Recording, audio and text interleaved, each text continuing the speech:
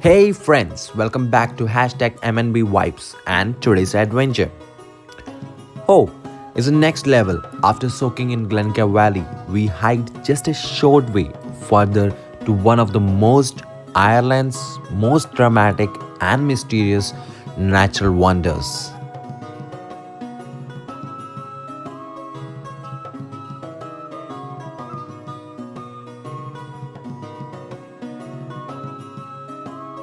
The sign said it all.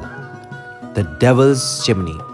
In the Irish, it is called Sruth in Aghaidh and Earth, which means stream against the height.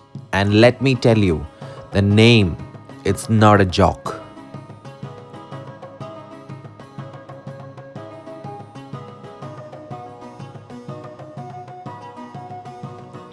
We raise the trailhead, but hold up, parking is seriously tight. Only space for maybe 4 or 5 cars, and roadside parking not allowed.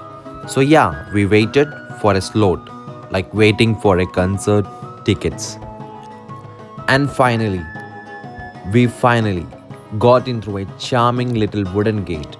And just like that, the trail begins. It's about 2.5-kilometer loop, about 130 meters in elevation, and takes about 45 to 1 hour round trip. Sounds simple, right? Not quite.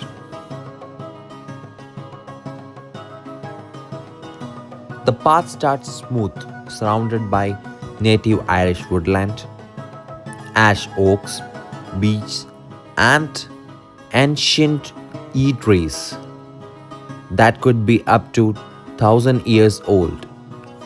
It's quite green and full of soul. You feel the magic with every step.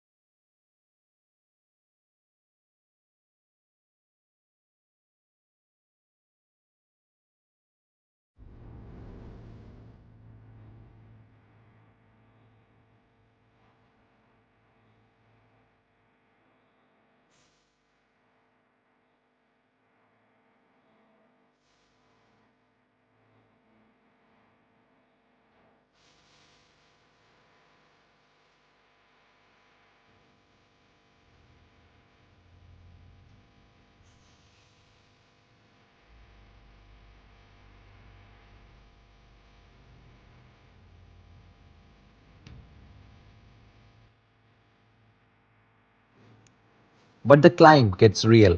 The incline kicks in fast steps.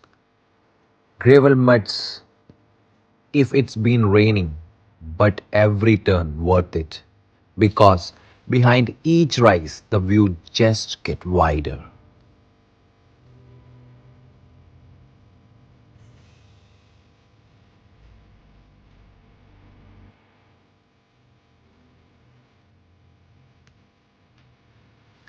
At the first viewpoint, the whole valley opens up.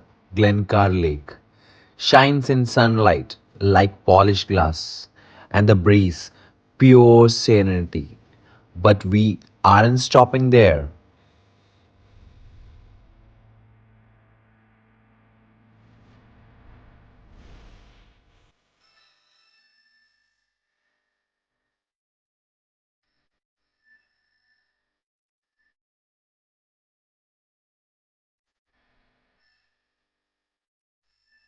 We saw the sign of waterfall. Our pace picked up, and we were close. This was it, the base of Ireland's tallest waterfall at the jaw dropping 150 meters. That's taller than Niagara Horseshoe Falls. No, it's dry. But this place still feels unreal. The Devil's Chimney only flows after heavy rainfall. And here's the kicker, when strong and southerly wind hits, it creates a reverse effect. The water literally blows upward as if the earth itself is exhaling. We weren't done. Another trail pointed upwards in a dense, dark forest. Tall trees block the light. It feels like walking into a fantasy novel or maybe a horror film.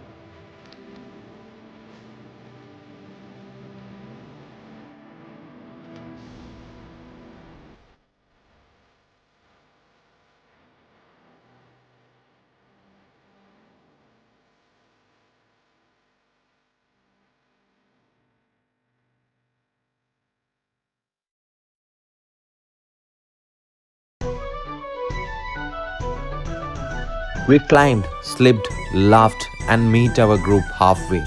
Together, we made the final push towards the top. And then we arrived the top of Devil's Chimney Trail. The Darty Mountains rose before us, bold, ancient, unshakable, below the U-shaped Glencar Valley, carved by the Ice Age glaciers, stretched endlessly into the horizon. These cliffs are made of Carboniferous limestones, shaped by the glaciers over 4,000 years ago beneath us. Limestone's scree slopes let this tell the story of erosions and time. The entire valley is a special area of conversations, home to other falcons and some of the Ireland's oldest trees. We left the mountains with heavy legs, but full heart. The Devil's Chimney did not give us water that day, but it gave us something more: wonder, silence, stories. Don't go anywhere, still to go many places in Sligo. Just off the wild Atlantic Way, beneath a mountain carved by the ice and legends, lies a grave. Quite unassuming, but the man beneath it changed the world with word.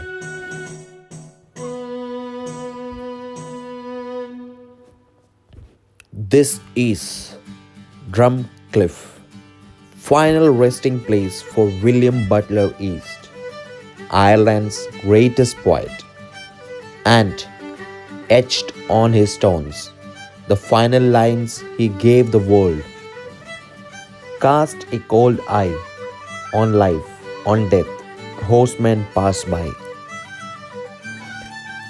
But this sport is older than the poetry. St. Columba founded a monastery here in 574 AD, long before Yeats. These stones saw monk walk and the land while Viking raided the coast. The high crosses and the round towers are all the remains of that sacred times.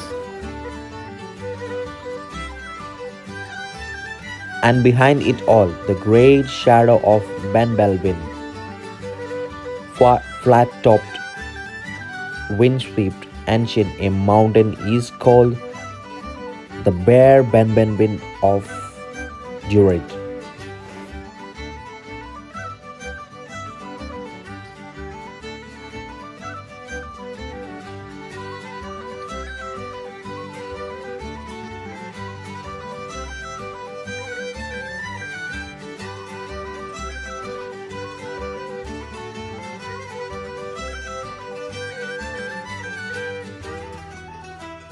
The graveyard itself is small, simple, but it breathes, you feel it.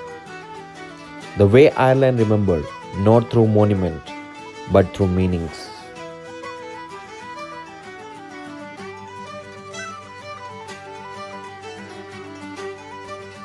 Here, beneath a mountain shaped by ice, myth and memories, the poet sleeps, and we pass by, but not without feeling changed.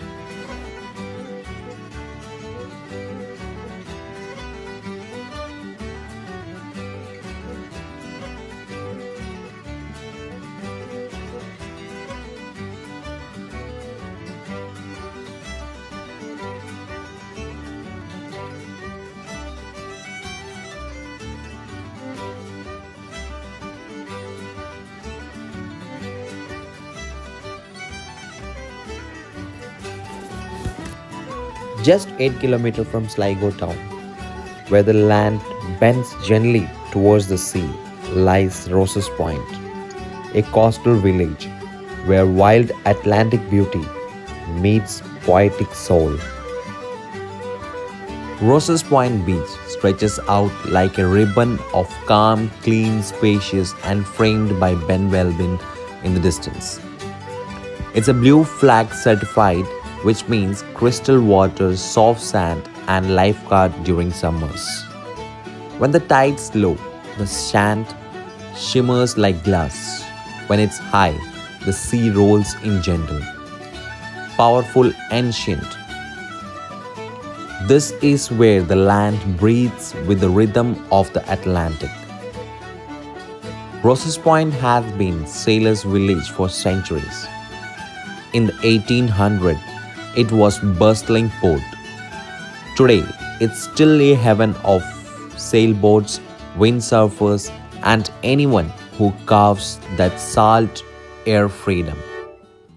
Near the shore stands a haunting sculpture, a woman gazing out to sea, a tribute to those lost to the oceans and the one who waited and never stopped hoping. And there's Benbulben again, watching from across the bay. Wherever you go in Sligo, the mountain finds you, reminding you of the land's old magic. In summers, the beach comes alive. Swimmers, boarders, sandcastle builders, and the dreamers all find their place here. It's family friendly, dog friendly, and open year round. But there's still space for solitude, for sweetest one strolls, for finding a quiet chills and thinking about everything or nothing. Roses Point isn't just a beach, it's a moment, a mood, a meeting place between land and sea and the souls. After the whole day wandering, we were very hungry. After having some food, we were back to our hometown. On the way, again, the view of the Benbulben Mountains, which was really amazing in the sunset. We dropped out of the car to just view the mountains for few minutes, and then the day was up to the end, and you can see the sunset, and we are going back to Monaghan.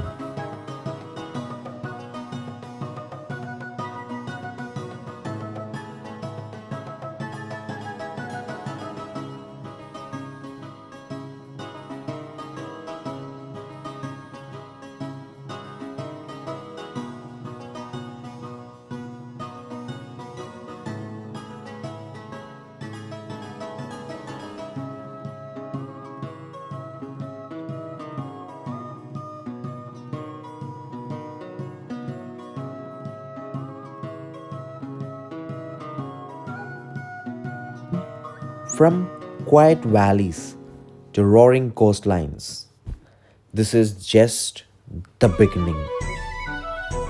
Subscribe to MNB Vibes and follow the road where the story lives.